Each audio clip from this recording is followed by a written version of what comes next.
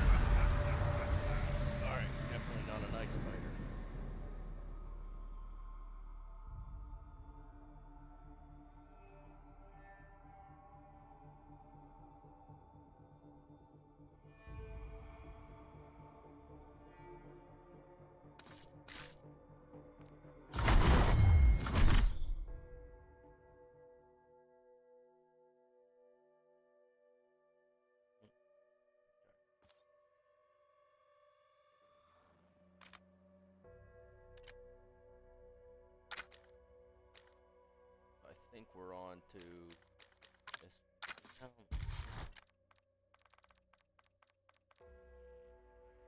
Yeah, the SVD. Ugh.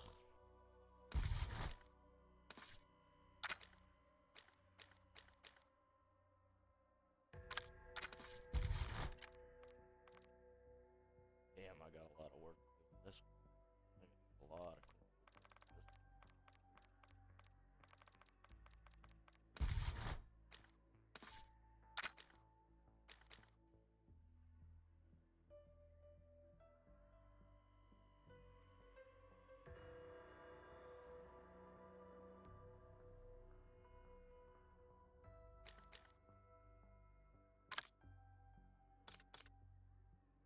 Alright, well, we're gonna choose this gun. It will do. Oh, we don't even have rapid fire on it. Cool.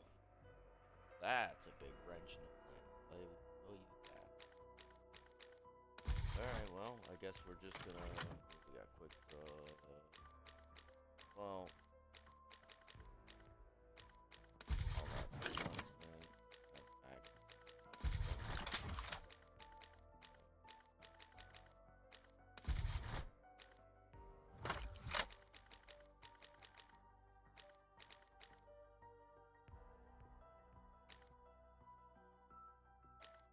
I don't understand why that's like lower arm and hit, lower arms hit location multiplier, and then lower torso hit location.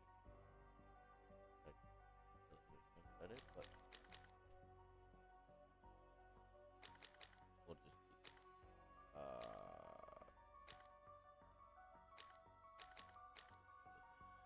Well, oh yeah.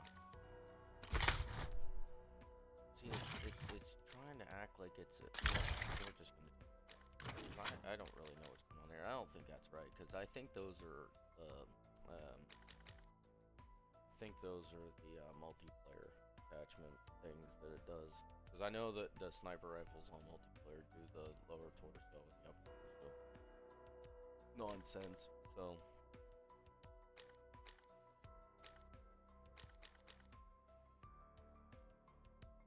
we're just gonna do a suppressor here because even if we did the multiplayer, once we pack a punch it, it doesn't matter anyway.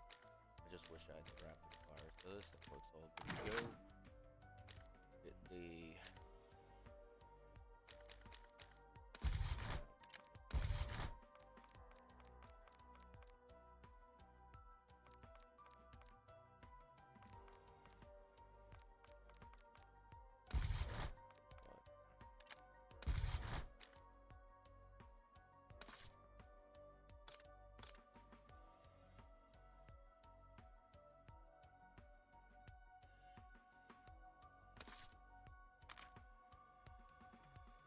okay, well, that was the Frostline that we just did.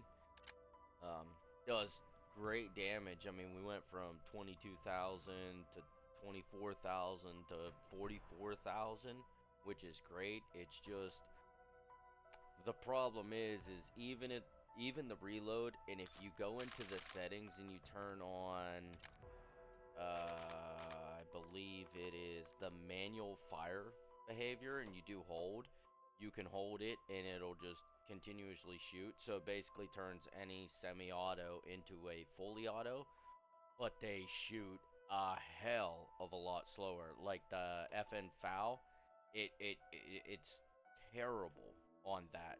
So you might have to turn that off. If you plan, because sometimes if you hit the trigger, like if you're like, hitting the trigger like that, it'll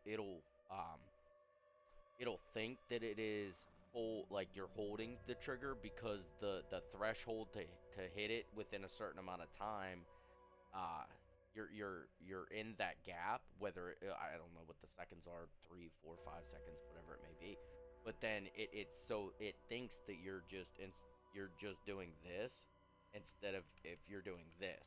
So if you might have to turn that off to get a faster fire rate out of the FN FAL, unless you're just using it to like fight amalgams and stuff where you have to stay on target and not worry about firing, then I think that it's okay for that. But I just turn it off. Like you saw, I was able to fire a lot faster there with the Frostline using just tapping it rather than holding it, because you could see sometimes throughout the gameplay where I was holding it and it was just like bang, bang, bang. It wasn't like bang, bang, bang, bang. So it's great. I've tried it in Warzone. It's good at range if you're playing Warzone, using a semi-auto, because they put out a lot more damage than full autos. But if you're doing it at range and just plucking shots, then yeah, it's great for that. But zombies, when you got 800 zombies barreling at you, yeah, it might need some revision. If you're doing it, like I know some of the pistols and I think one of the sniper rifles, they turn them into an explosive weapon, and you have to get headshots before you can get to the specials and then the other camos. So you have to get 2,000 headshots. I recommend it for that. And then I recommend going to Liberty Falls, getting on that rooftop, running circles, and then just turning around, just holding the trigger, and then running a circle, and then holding the trigger.